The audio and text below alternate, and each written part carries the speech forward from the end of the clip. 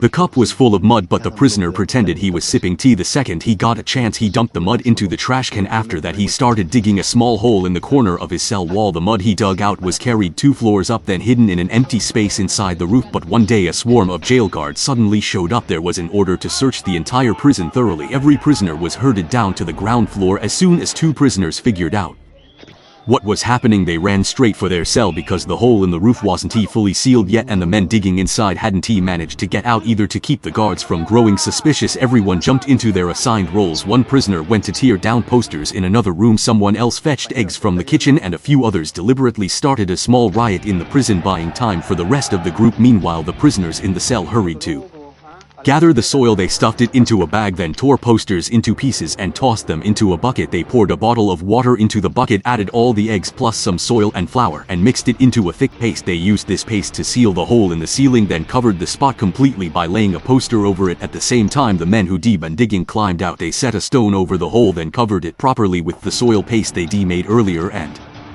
placed a table right in front of the hole. Before heading out, everyone scrubbed their hands, feet, and clothes clean. By then, the guards reached their cell. They searched everything: the bed, the mattress, even ripped down posters. They even reached up to check the ceiling, but just then a senior officer's voice called from outside and the search came to a stop. The prisoners still got punished though. Every one of them was made to strip off all their clothes and kneel in the sun. These weren't ordinary prisoners, they were highly educated, sharp-minded political prisoners. After that, they hatched another plan. This time they dig a hole straight through the ceiling from the first floor to the second and send the soil up through there, then hide it inside the ceiling. This time their team was smaller, so the digging went a little slower. They decided to recruit more people to the team. As soon as the new recruits saw the tunnel opening, they joined the mission too. Now the work that used to take 4 hours a day started happening in 11-hour shifts. 130 kilograms of soil was hauled out every day. A prisoner with an engineering background handled the wiring to install lights inside the tunnel, but as the tunnel grew deeper, oxygen inside grew scarce. Many prisoners started passing out. To fix this problem, one man went to the workshop to get the motor. He promised he'd take it along when they escaped. Once he got the motor, he met his family and asked for a plastic pipe. He attached fan blades to the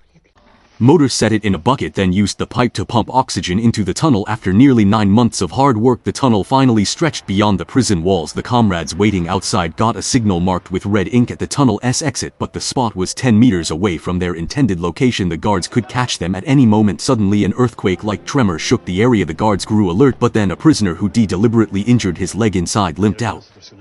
He kept the guards busy with casual chat. Now every few minutes 2 men would slip quietly to the cell with the tunnel and climb inside, but by then news of the tunnel had spread through the entire prison. Any prisoner the guards saw entering the tunnel was dragged out. The comrades waiting outside knew time was running out. All the prisoners boarded a bus and fled the prison.